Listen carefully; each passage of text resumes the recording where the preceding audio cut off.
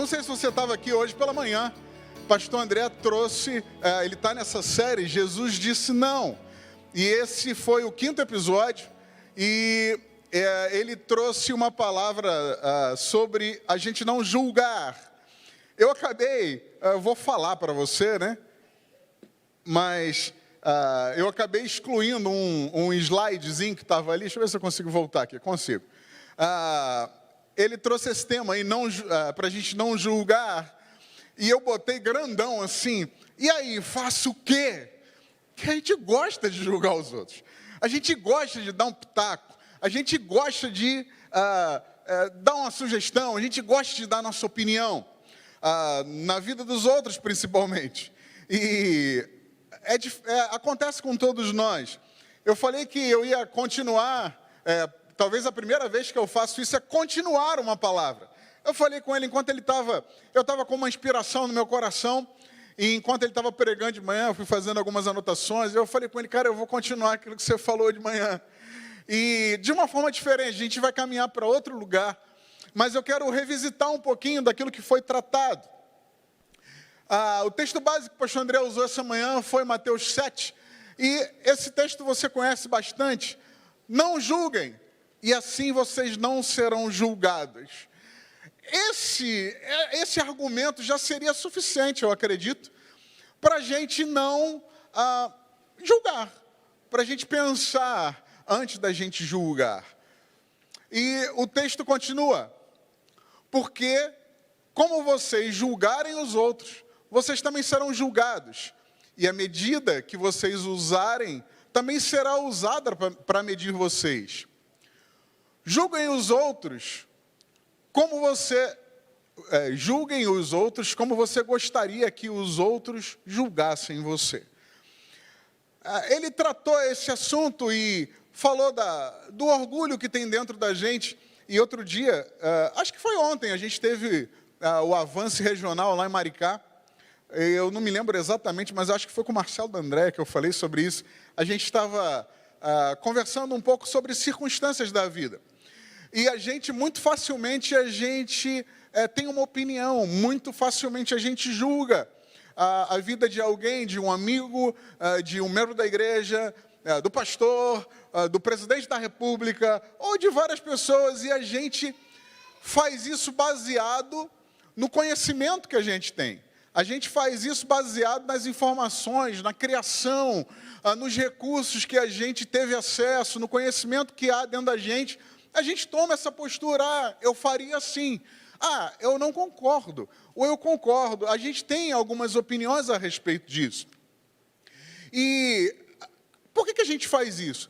Porque a gente não conhece o todo. A gente não conhece a realidade de forma completa. Eu não sei se você pensa sobre isso, mas hoje a gente vai conversar um pouco sobre isso. A realidade que você vive, as decisões e escolhas que você faz todos os dias, você faz baseado naquilo que tem dentro de você.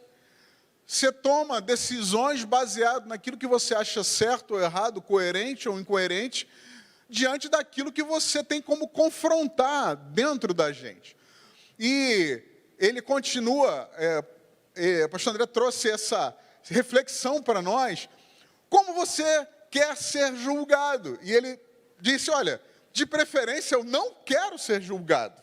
Acho que você também tem essa opinião. Se der, é melhor você não me julgar. Mas não dá para ser assim. E eu comecei a refletir um pouquinho, por que a gente faz isso e de que forma isso acontece dentro da gente. Dentro da gente, ele continua o texto, né? Eu vou passar um pouquinho sobre o que ele trouxe para nós. Eu sugiro até que você veja no YouTube essa mensagem. O texto continua. O porquê disso? Por que a gente não deve julgar, deve olhar para nós? Jesus traz essa reflexão para nós. Por que você deve se preocupar com o cisco que está no olho do seu irmão, quando você tem uma tábua no seu próprio olho? Você dirá para o seu amigo, e normalmente essas circunstâncias trazem mais há mais problema, ou trazem um pouco mais de conflito, porque a gente trata dessas coisas com as pessoas que estão perto da gente. E ele classificou a todos nós, o pastor André trouxe 3 grupos, que acho que a maioria de nós, se a gente for bem honesto, a gente se encaixa nos 3. Hoje no almoço, a gente continuou esse papo sobre o tema da pregação, talvez você tenha feito isso, se você esteve aqui hoje de manhã. A gente refletindo um pouco, você levantou a mão em qual grupo? Não, a gente levanta a mão e os pés, acho que nos 3 grupos, e se a gente for bem franco com a gente mesmo.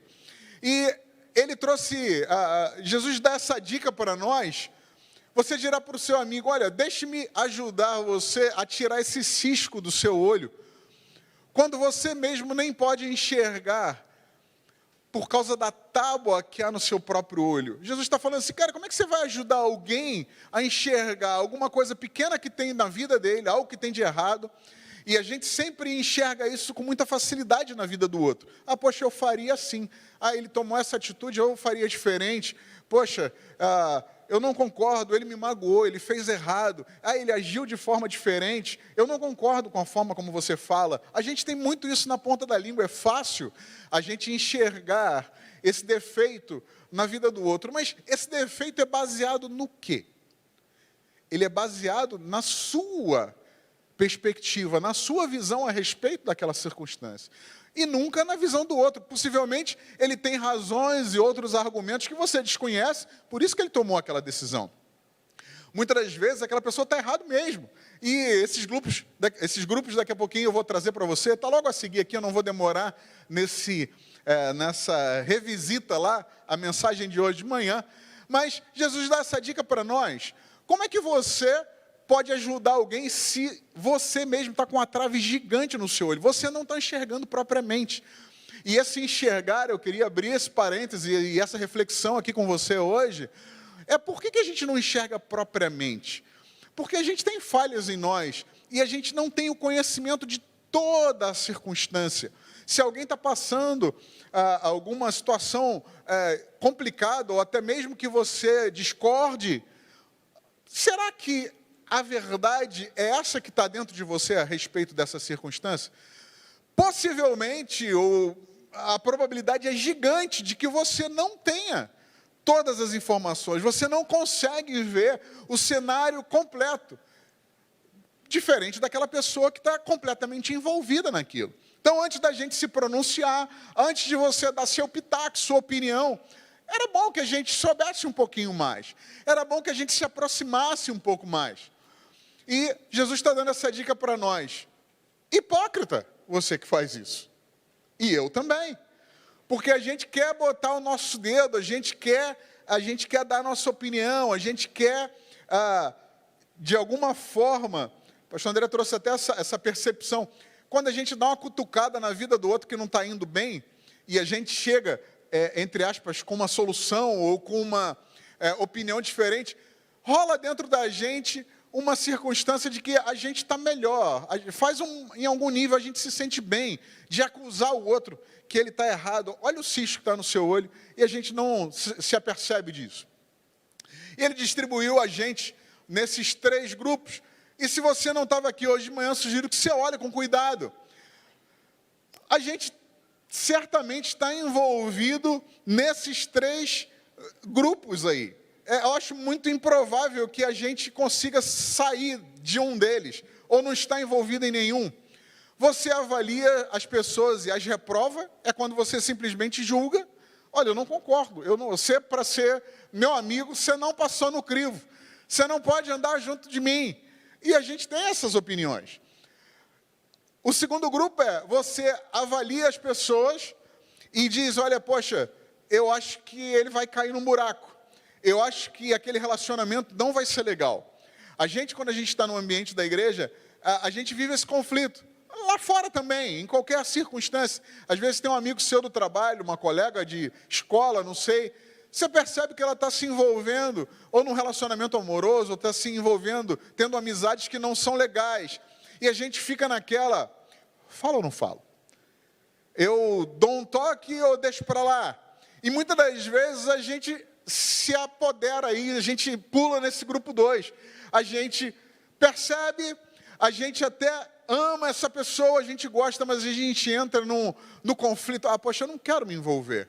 Essa pessoa nem me convidou, ela não me perguntou a minha opinião. Ela não disse, o que você acha disso? Ela não falou nada, vou eu me meter, vou eu me enfronhar nisso. De repente até ela vai achar ruim, de repente ela vai brigar comigo. Rodrigo, você não tem nada a ver com isso, é a vida, é a minha vida. E a gente muitas vezes se vê nessa circunstância. Ou no terceiro grupo, que você é o confrontado. Você pisou na bola, ou você está vendo a situação com alguma perspectiva que as outras pessoas não conseguem enxergar, ou você está indo para um lugar não legal, e alguém vem, eu queria te falar uma coisa, essa situação que você está indo aí, esse negócio que você está fazendo, esse relacionamento que você se envolveu, aquela pessoa que você se associou, não é legal, o cara abre o olho, fica atento. E muita gente, e a gente já passou por isso. Olha, cara, deixa eu ser o que eu estou fazendo, deixa comigo. E a gente também, hoje eu falei isso até para minha mãe. Falei, mãe, às vezes a gente precisa entender que as pessoas, elas são autônomas. Deus deu para nós livre-arbítrio, deu para você também, sim ou não? Mas ele dá uma dica, como deu para o povo de Israel. Ele diz, vocês têm livre-arbítrio de escolher, olha, eu coloco de vocês hoje, diante de vocês, a morte e a vida. Mas ele dá uma dica, olha, escolhe a vida. Porque se vocês escolherem a vida, se vocês escolherem a aliança que eu proponho para vocês, e ele coloca um monte de circunstâncias e benefícios, as bênçãos vão correr atrás de vocês e uma série de outras coisas. Mas ele deixa você escolher. E hoje, 2020 anos depois de Jesus ter vindo aqui, ter trazido para nós o que nós comemoramos hoje aqui, a nova aliança, o Espírito Santo dentro de nós, ainda assim, ele deixa você escolher. Você vem a esse lugar, de repente ouve uma palavra, é confrontada pelo Espírito Santo, e você decide. Legal, eu sei que eu podia fazer diferente, mas eu decido continuar na rota e no caminho que eu vou. Ok, Deus respeita isso. Mas não é nisso que eu quero me ater. Aí eu fiquei pensando sobre isso, por que e como isso acontece dentro de nós. E o pastor André deixou essa lição para nós, e eu queria falar disso. Cuida da tua vida. Fala para o seu irmão aí, cuida da sua vida. Vai cuidar da sua vida. Pastor André, talvez, pela forma dele, ele não foi tão enfático nisso, mas às vezes a gente precisa falar, meu irmão, vai cuidar da sua vida. Só que eu queria trazer isso para nós de uma forma diferente. Diga assim, vou cuidar da minha vida. Tá bom aí? Ninguém vai se meter na sua vida, mas eu queria que você assumisse um compromisso comigo hoje. Mais do que comigo, um compromisso com Deus vou cuidar da minha vida. Porque gente para cuidar da minha vida tem um monte. E cuidar da sua também, tem gente dando um monte de opinião. Outro dia, eu falei para a Aline assim, amor, a gente estava analisando e pensando sobre a vida. E acho que você também faz essas reflexões, eu espero que sim. E eu falei assim, olha, os nossos amigos que a gente ama, os meus irmãos, as irmãs dela, os parentes próximos, e as pessoas que a gente tem contato na igreja, todo mundo convive com a gente, com a nossa família, mas as escolhas que nós fizermos, porque naturalmente a gente pensa, mas poxa, eu quero agradar as pessoas, eu quero que as pessoas se sintam bem perto de nós, eu quero proporcionar coisas boas, é natural isso e é bom. Só que às vezes a gente começa a apertar as borboletas da nossa casa, da nossa família, para que esse todo não seja prejudicado. Você já passou por isso, sim ou não? O que acontece? Quando a gente começa de alguma forma, apertar as coisas dentro da gente, não vamos fazer assim porque o fulano, aquele grupo, não vai achar legal. Vamos fazer assim porque todo mundo gosta.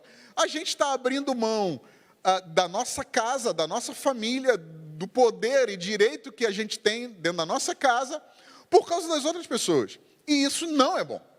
E aí eu falei assim para ela, eu falei, amor, lá na frente, as decisões que a gente tomar hoje, escolher hoje, lá na frente, só eu e você o Guilherme e a Isabela, que vamos colher as consequências disso. As pessoas podem nos apoiar, as pessoas podem se solidarizar, as pessoas podem abraçar, mas só você e a sua casa são responsáveis e vão colher aquilo que vocês estão plantando hoje. Você crê nisso? Isso é verdade. Então, porque a gente consegue, dentro do nosso entendimento, perceber o todo. Então, vamos cuidar da nossa vida. E eu pensei nisso aqui. Como é que essas coisas acontecem, esse julgamento, essas decisões acontecem dentro da gente? Parece muito doido, mas dentro da gente há um idealismo irreal. Eu achei essa palavra tão bonita que foi, eu falei assim, poxa, que legal, veio na minha mente uma coisa tão legal assim, né? A gente não ouve essa palavra muito. Talvez você esteja culto a beça, ouça toda hora, né? Eu não. E a verdade oculta. E o que é isso? O que é o idealismo irreal? A gente, quando percebe uma situação que você não acha legal, rapidinho você tem uma solução. Rapidinho você fala assim, eu faria assim. E quando alguém chega para você, a gente tem isso. Eu não sei te explicar exatamente por quê. Mas alguém chega para nós e fala assim, Rodrigo, eu estou vivendo essa circunstância, com esse problema com meu pai, ou com meu casamento, ou com meus filhos. Por que você não conversa com ele? Por que você não faz isso ou aquilo? Eu estou passando uma questão de saúde. Então por que você não vai no médico? Por que você não procura? A gente facilmente dá solução. Isso é o idealismo que a gente tem a respeito da vida do outro. Mas e da nossa vida mesmo? A gente tem uma coisa que chama verdade oculta. Que é o quê? Esse idealismo que a gente tem em relação à vida dos outros, ele não se aplica à nossa vida. E eu trouxe alguns exemplos para nós. Eu acho que você vai se identificar com alguns deles. Na hora de comer, de você comer, self-service, talvez tenha lá um buffet, você decide o que vai pegar pelo desejo ou sabor, ou pelo valor nutricional. Como diz o pastor Jeremias, vou abrir o confessionário. Estou falando de gente verdadeiramente decide pelo valor nutricional. Eu não tenho coragem de levantar minha mão. Dá uma olhada, de boa. Dá uma olhada assim. Pode levantar a mão quem está aí, eu respeito, eu acho, eu acredito. Beleza. A gente quer saciar aquele desejo. Eu vi. Tem um negócio. Aí comida, então, no self-service é ruim por causa disso, gente. Você pisa assim na boca dele. Pô, gente, sei lá. Tem uma carne lá do outro lado, ela fala com você. Ela chama. Eu aqui. Né? Porque tem um monte de coisa antes que normalmente, vou confessar meu pecado aqui. Quem pula o primeiro balcão? Já sabe o que tem lá, né? Você sabe o que tem lá? Tem salada. Eu nunca vi um brócolis me chamar. Eles não gostam de mim. O ovo de codorna, de vez em quando, ele me dá um alô. Só. Mas fora isso, a gente pula, porque a gente está querendo, a gente quer satisfazer o desejo daquele momento. A gente faz assim, quando a gente olha aquele bifão do outro lado, ou aquele, sei lá, aquele quiche só para os atletas que fala, quiche conversa só com o atleta. Eles falam com a gente e a gente dá uma água na boca, né? Assim, cara, eu mereço. Né? Você fez um monte de semana, 4 dias de dieta, mas na sexta-feira você merece. Aí você joga a semana inteira. É assim. Não é assim que acontece dentro da gente? Outra coisa. Com o tempo, Deus deu a você 24 horas por dia. A gente decide como usar nosso tempo, baseado naquilo que a gente vai colher ao longo do processo, ou na imediata satisfação ou descanso. Precisa abrir o confessionário? Não precisa. Porque você sabe, e eu também, que você precisava dar uma caminhada, ou que você precisava jantar com a sua família, ou que você precisava deixar sua série de lado, que lançou essa semana, Atypical. Eu até sugiro você que veja. É show de bola. É sobre um rapaz que ele é Asperger. Eu acho legal essa percepção humana. Mas assim, poxa, Hoje eu não vou começar a ver essa série, eu prefiro gastar 50 minutos aqui e vou jantar com a minha família. A verdade é que a gente, às vezes, enquanto pais, a gente não tem essa paciência. A gente não tem a paciência de gastar um tempo com o nosso filho, de bater um papo com eles. Ontem, a gente estava lá no Avance Regional e eu estava falando, a gente estava conversando com o Ministério de Famílias, ou pessoas que são envolvidas com casais e famílias de forma geral. E eu fiz uma pergunta para eles. Quantos tem mais... E vou fazer essa pergunta para você. Quem tem mais de 2 filhos aqui? Mais de 2. Mas pode ser com um só, serve. Mas eu dei esse exemplo porque é mais difícil. Porque a gente sai de férias e a gente ou vai viajar um final de semana, a gente viaja naquele bolo, a gente quer ver a cidade, a gente quer conhecer as coisas que alguém indicou para a gente quer ir no restaurante, a gente quer ir como é o nome daquele negócio que as meninas amam? A feirinha, isso. Quer ir na feirinha, quer ver o artesanato. E a coisa vai um embrólio nisso tudo. A gente vai andando e as coisas vão acontecendo e beleza. Mas e o tempo de qualidade que a gente passou um com o outro? Eu não estou falando que isso é importante demais. Mas um tempo de qualidade, de você sair, eu até dei o exemplo, a gente já fez isso algumas vezes, nem sempre dá certo, tá, gente? Eu não estou querendo dizer para você que sempre funciona lá em casa, não funciona, não. Mas sai com um filho, só com o seu filho um dia. Ou se você tem 2, manda sua filha com a esposa para algum canto e sai você com seu filho, ou vice-versa. Tem um tempo de qualidade. Porque a gente está olhando o que você está construindo lá na frente.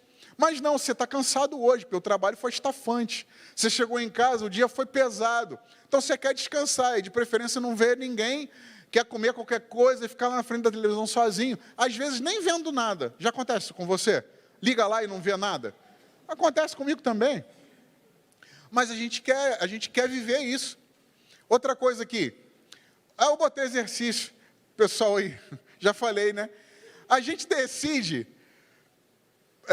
quando você vai dar uma corrida, ou quando alguém propõe para você um exercício, a gente olha para o corpo saudável que a gente vai conquistar daqui 6 meses, ou a gente decide baseado no dia que a gente teve hoje. Alguém fala, a minha esposa, a Aline está bem malhadora agora, eu estou tentando. Vamos para a academia? Acho que hoje não, só hoje não vou. Aí eu fico com aquele sorriso amarelo, não vou não, hoje eu não vou. Mas o hoje, todo dia é hoje, concorda? E a gente vai nessa de hoje eu não vou, passa uma semana. Não ri de mim não. Se é pagar academia, não vai. Não vou pedir para levantar a mão, que você vai ficar até com vergonha. Mas eu já tive nessa, já fui para a academia que era de malhador. Falei, negócio não é para mim. Aí alguém me apresentou uma academia que agora, já tem tempo isso, que era aquele negócio do circuito que fazia rapidinho. Sabe como é? Hã? Não, CrossFit é coisa atual, o negócio dos marombeiros agora. Funcional, sei lá. Aí eu falei, vou nesse negócio, achei mal barato. 5 dias. E a gente, você também é assim. Eu estou falando isso que agora eu estou fazendo os negocinhos aí, estou voltando para malhar. Aí beleza, fui 5 dias. Aí, você já fez assim também. Fui 5 dias, cara, não tem diferença nenhuma aqui. Pus minha calça, eu até perdi 5 quilos. Mas, não adiantou nada, cara. Aí, o que vem o pensamento na gente? Eu não vou mais nada, não.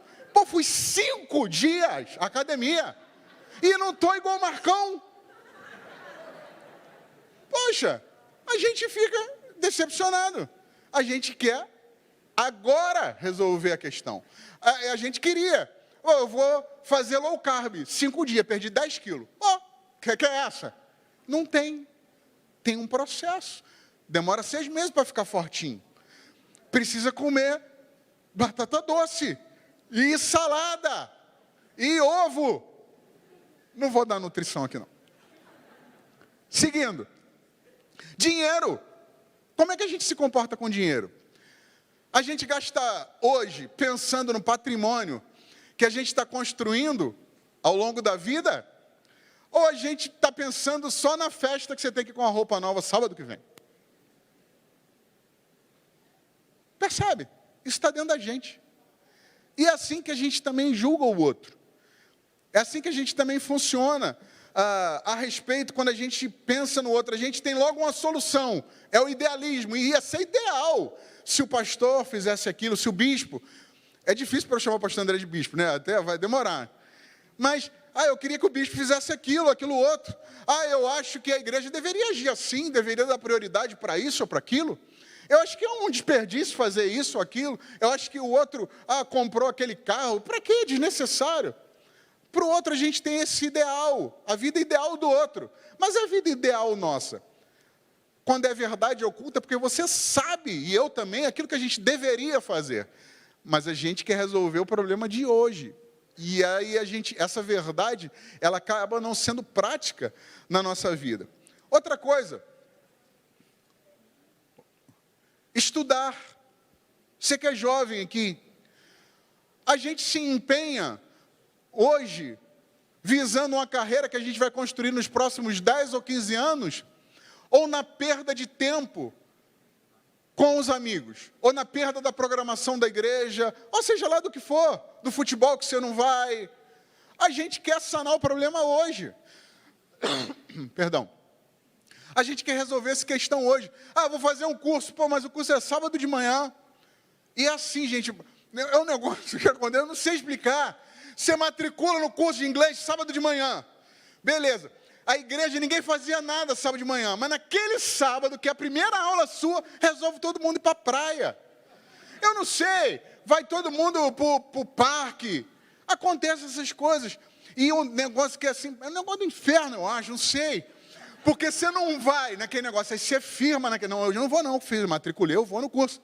Aí beleza, aí você sai do curso 11h30, meio-dia, todo mundo na praia, você acaba não decidindo mais. Quando encontra domingo de manhã aqui na escola dominical, todo mundo... Aí você fala, o Rodrigo chegou aí.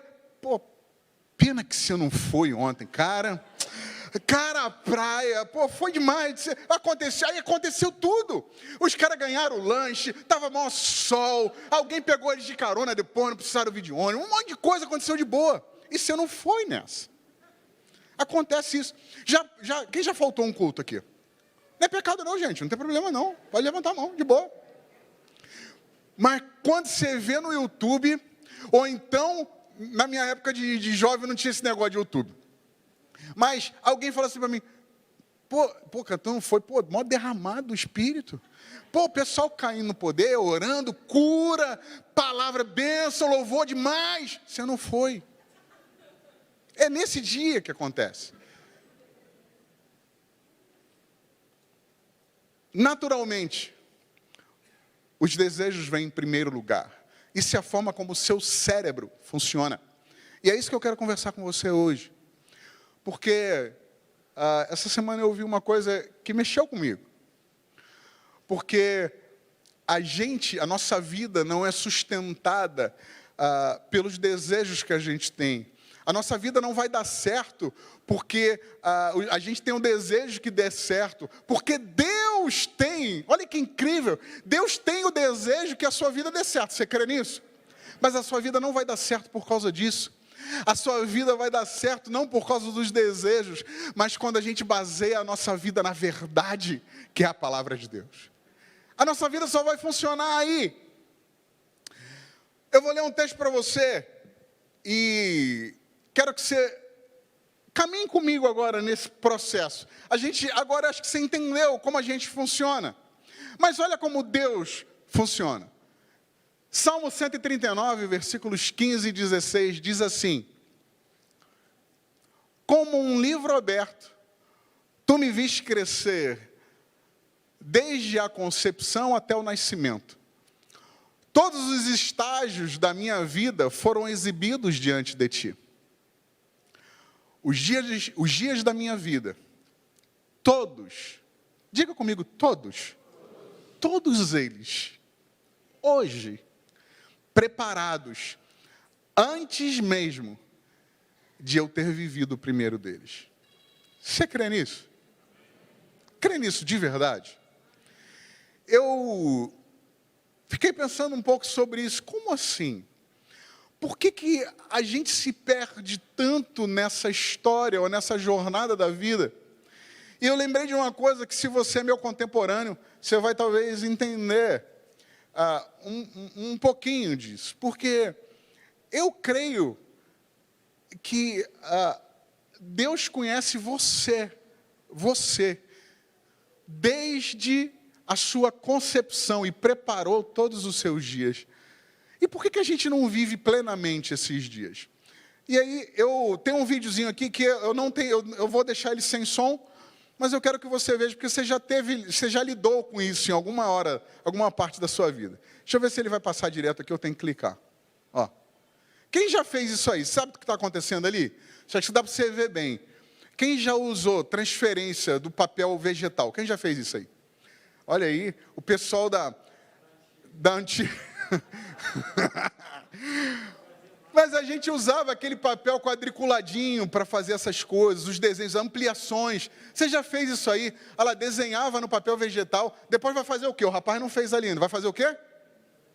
Passar o lápis atrás. Sim, aí você vai botar no outro papelzinho branco, vai passar em cima de novo, aí você vai transferir aquela imagem para outro lugar. É o que ele está fazendo ali. Enquanto eu falo aqui, deixa ele fazer o nosso papel ali.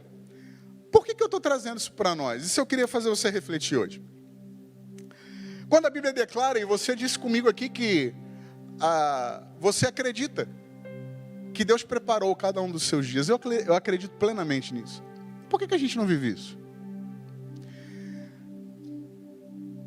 Eu vou sugerir para você, é uma percepção que eu tenho, que lá no céu, no dia que Deus projetou você, que Deus juntou seu pai e sua mãe, seu Rodrigo, mas aí foi uma circunstância muito ruim. Deus não estava preocupado com isso, Deus estava preocupado em gerar você. Deus estava preocupado em dar vida a você. É isso que interessava a Ele naquele momento. E continua interessando hoje, depois de tantos anos que se passaram.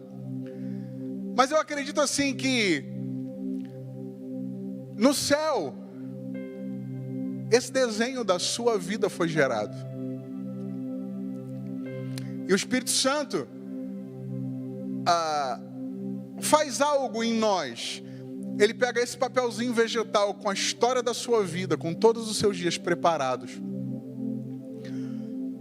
Passa, através do Espírito Santo, um lapisinho ali, e ele cola isso dentro do nosso coração.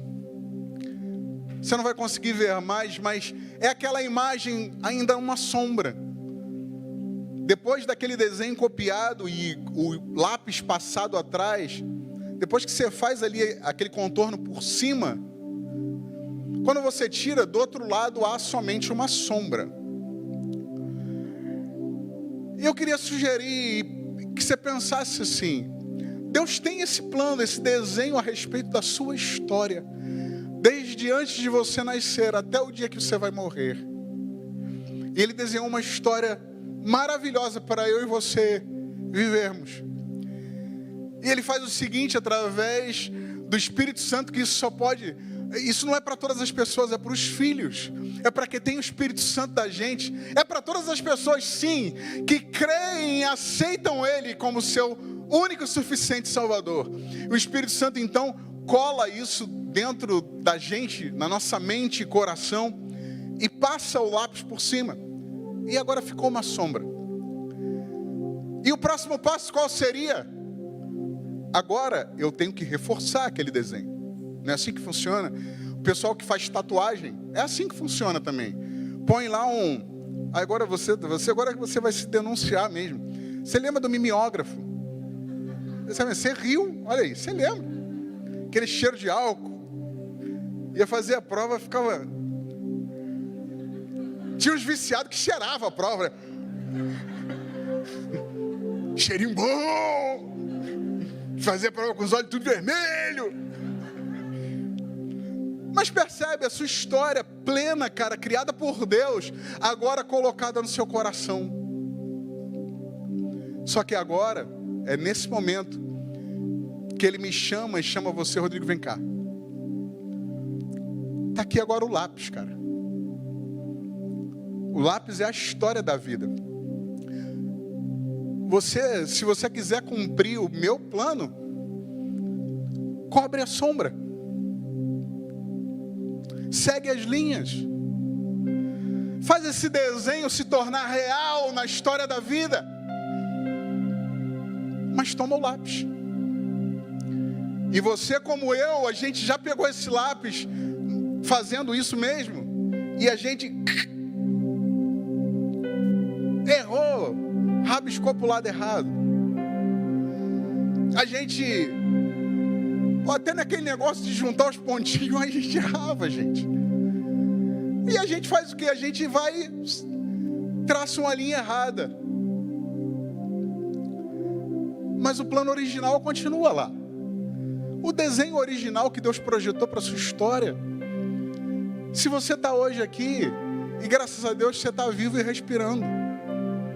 Amém? Tem uma história para você. Não acabou. Esse plano, esse desenho feito lá no céu, quando Ele projetou sua história, Ele ainda está marcado dentro de você. Tanto que você percebe, poxa, eu acho que eu devia fazer aquilo. Você não percebe isso? Uma inspiração interna. O Espírito Santo te empurrando para aquele lugar. Às vezes você não consegue, você não quer ir. Às vezes a gente resiste. Por quê? Porque naturalmente os desejos vêm em primeiro lugar. Consegue perceber como a gente funciona? Mas o original, o plano original está gravado aqui. Mas você tem a liberdade de passar o lápis, que é escolher e decidir viver por onde você quiser. Há um papel em branco enorme do lado de fora. Inclusive, há mais área branca no papel do que pontinhos ou do que linhas a cobrir. Porque essas são as possibilidades que a vida nos traz. Mas é muito difícil, Rodrigo. Eu não estou falando que é fácil. Mas eu vou te dizer uma coisa. Jesus passou por esse problema, por essa circunstância, igual a você, igual a mim. Como? Algumas vezes. Eu vou só citar uma para você, que é no Getsêmani. Ele faz essa oração: meu Pai, se há algum meio, me livra. Afaste esse cálice de mim, mas por favor, não seja o que eu quero, mas sim o que tu queres. Jesus revela para nós, há um desejo no coração dele, porque ele sabe que vai ser pedreira, ele sabe que vai ser brabo demais aquilo que está pela frente. Mas ele diz, olha, eu tenho um desejo, mas se der um jeito, se der para se organizar aí, me livra dessa. Mas se não der,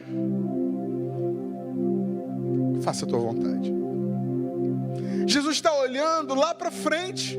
Eu acho que nesse momento o processo de crucificação e de desafio físico ainda não tinha começado.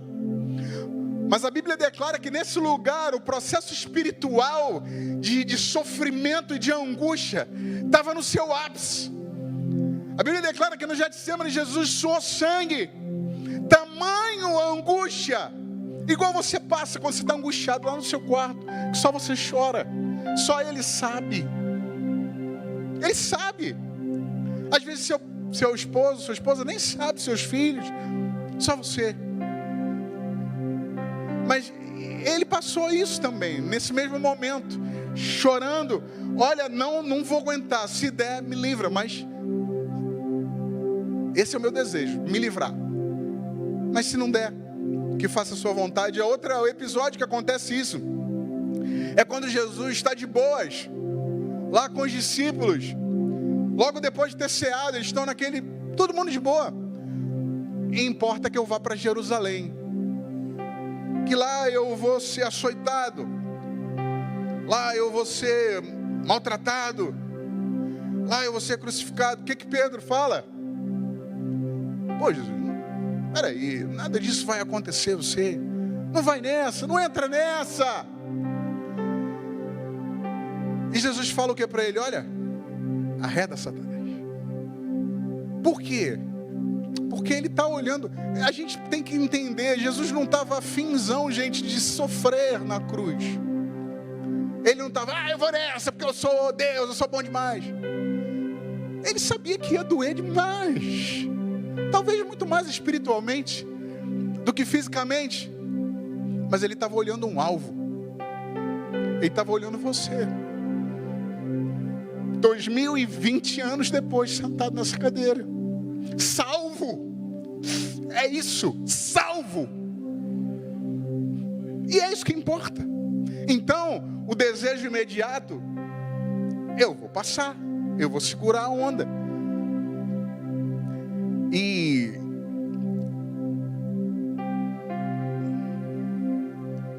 era essa a visão de longo prazo de Jesus.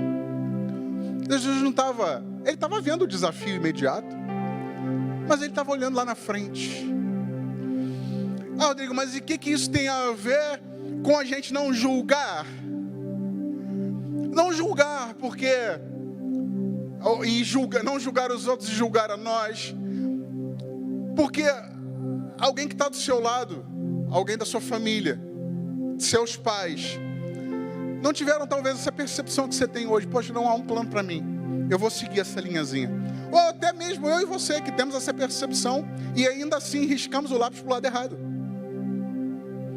E quando a gente faz isso, quando a gente pega alguém fazendo isso, há uma coisa dentro da gente que a gente fala assim, cara, olha só, errou aí, cara, errou, tá errado aí. E a gente não consegue olhar o desenho como um todo. A gente não consegue olhar a oportunidade que todos temos de retomar, corrigir. O desenho talvez não vai ser perfeito, vai ficar ali com uma setinha que não era para existir. Como o pastor Jason falou alguns meses atrás aqui, que aquilo me impactou tanto. A história da sua vida talvez tenha sido dividida em capítulos. É essa história que você está vivendo. Mas você, com lápis na mão, resolveu inserir um capítulo novo. E a gente precisa ter essa sensibilidade do nosso espírito de fechar esse capítulo que não era para ter sido criado. Mas Deus fala para mim, para você hoje, Rodrigo, cara, esse capítulo que você gerou na sua vida aí, ele não precisava existir. Mas você criou ele, cara, você escolheu ele. Mas tudo bem. Dá um tchau até logo para ele e volta para a história original. Se fosse eu e você, provavelmente a gente não teria dado papo para ela. Mas aquela mulher evangelizou a sua cidade inteira. Eu e você olharíamos para o risco do adultério. Jesus estava vendo lá na frente. Ele estava vendo a evangelista. E por que eu creio, fui dirigido por Deus a comentar, a conversar com você isso hoje? Porque muitas vezes a gente, nesse julgamento de um risco maldado que seu irmão deu, seu pastor deu, seu bispo, seu marido, seu chefe, seu colega de trabalho, às vezes a gente julga. E ao invés de a gente ajudar, a gente está empurrando aquela pessoa para o buraco. A gente está afastando. Olha, tá vendo o desenho aqui? Ó, risca mais lá para a borda, lá onde está tudo branco. Lá você faz as bolinhas que você quiser. A gente precisa ter esse entendimento. A gente precisa crescer. O idealismo na vida do outro é muito fácil da gente conduzir. Mas o convite é: vou cuidar da minha vida. Cuida da sua vida. Cuida de você traçar e o lápisinho por cima daquilo que Deus projetou no seu coração, do plano que Ele tem para a sua história, para a sua vida. Cuida disso. E quando você estiver de boas, andando por cima desse desenho, cobrindo bonitinho, você vai poder ajudar alguém a fazer o mesmo. Dê foco ao que realmente importa. Quando Jesus veio a esse mundo, e eu sei que faz parte, a gente fica ligado em tudo que está acontecendo aqui, mas o que importa são pessoas. O que realmente importa são pessoas. Se só tivessem os animais aqui na terra, Jesus não teria vindo. Ele veio para salvar você, a humanidade. Ele veio por causa de você. Então, hoje eu falei para alguém, a visão que a gente precisa ter como filhos de Deus, como cristãos, é lá na frente. A gente vai viver com Ele. Todo mundo que foi salvo e que será salvo vai viver a eternidade com Ele. Essa é a visão da igreja. A gente tem que estar olhando para lá. As coisas que vão acontecer aqui, sim, a gente tem que aproveitar. Mas a visão, assim como de Jesus, Ele ensina para nós, olha, vai ter sofrimento aqui. Ele foi açoitado, crucificado, morto. Mas Ele não estava olhando para os próximos 200, 500, 1000 anos. Ele estava olhando lá para a eternidade. Quando tudo acabar, os meus filhos vão estar comigo novamente. Essa era a visão dele. Então eu escrevi algumas coisas aqui para você. Quando nos focamos no plano de Deus para nós, isso dá força para a gente continuar. Porque se você olhar para o seu corpo agora, você fala assim, cara, eu malhei 5 dias, não adiantou nada. Eu paro. E a gente vive isso. Não, eu fiz 7 dias de dieta líquida, low carb. Emagreci 500 gramas. A gente já viveu isso, né? Eu estudei a beça para aquela prova e não passei. Para de olhar para o próximo passo somente. Olha que se você perseverar, você vai ficar com uma saúde boa. Se você perseverar estudando, você vai conseguir alcançar aquele lugar que você tanto almeja. Se você persistir e perseverar, tendo tempo de comunhão, tempo de qualidade com a sua esposa, seu casamento vai ser forte. Se você gastar tempo, usar seu tempo para cuidar dos seus filhos, não se preocupe, eles não vão abandonar você quando você ficar velho. Mas plante isso hoje. Se você mantiver o foco na visão que Deus te deu, no desenho que Ele te deu, se você parar de olhar as distrações do caminho, se você não der atenção aos problemas que surgirão e as decepções que você terá com pessoas, você chegará aonde quer que você chegue, aonde quer que Deus chegue. Deve ter escrito errado ali. Enfrente o que tiver de enfrentar pelo seu propósito. No meio do caminho, você será tentado a desistir, a achar que não aguenta mais ou sentir pena de si mesmo. Não se renda. Assim como Jesus permaneceu firme até o fim, você também vai conseguir. Então, eu queria pedir você se colocar de pé. A gente vai orar. Eu queria dar uma dica para você, que eu tenho tentado dar essa dica para mim, mas eu erro também. Cuida da sua vida. Esquece a vida do outro. Fica bem, cara. Fica bem, que se você ficar bem, sua família vai estar bem. Fica bem. Cuida de você. Cuida de cumprir o plano e o propósito que Deus tem para a sua história. Na autoridade do nome de Jesus, eu posso te falar uma coisa. Não sou eu que te garante, isso é Ele. Porque Ele diz que os pensamentos dEle a seu respeito são mais altos do que os seus. Que Ele pode dar a você muito além daquilo que você pode imaginar. Você não fez planos ruins para você e para sua família. Quem fez planos ruins? Vai dar tudo errado. Eu quero que dê tudo errado mesmo. Eu quero que cada um vá para um canto. Eu quero que a gente fique logo doente. Quem fez isso aí? Ninguém fez. Se a gente, eu e você, somos maus,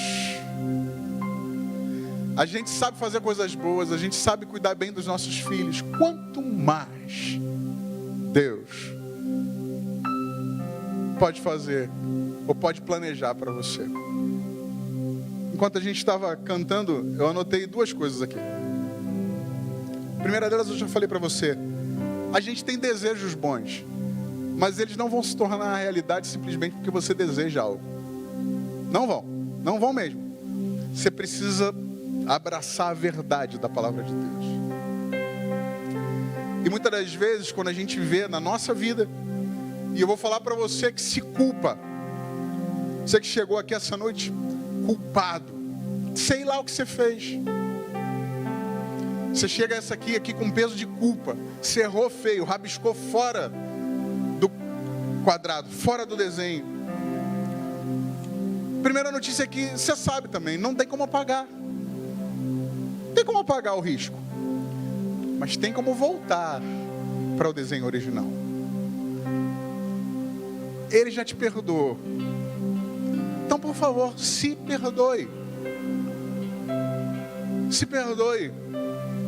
E perdoe o outro. Se você vir alguém pisar fora, pisar na bola, e vai acontecer, gente.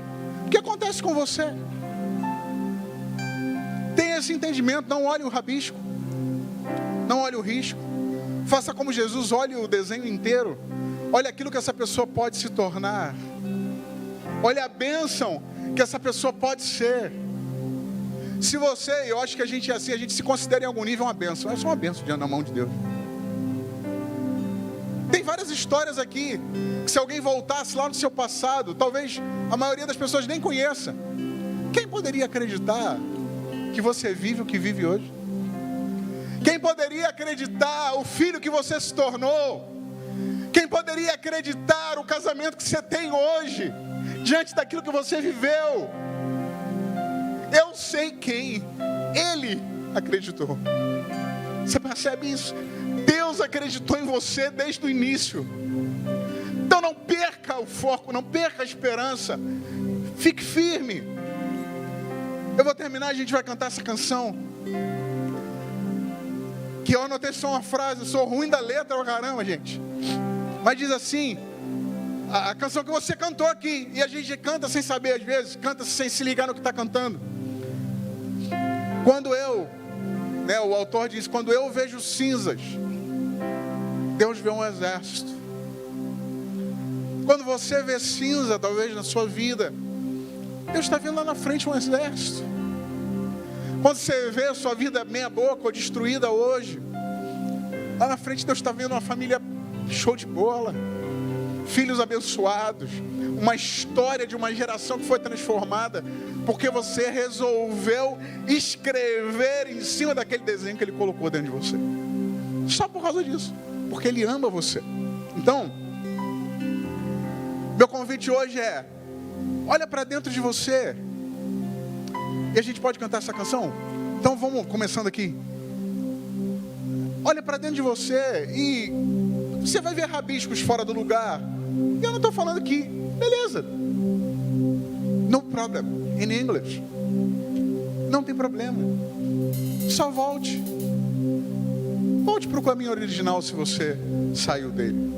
Porque Deus continua vendo um exército quando você se vê sem sair. Você recebe essa palavra aí? A gente vai cantar essa canção, depois eu queria orar com você. Mas canta essa canção, porque Ele tem batalhado com você, as batalhas que você batalha. Só que lembra, às vezes a gente está olhando para um pedaço da vida. Ele continua olhando para o todo. Ele continua olhando para tudo aquilo que você pode se tornar, se você resolver obedecer e se submeter. Vamos cantar?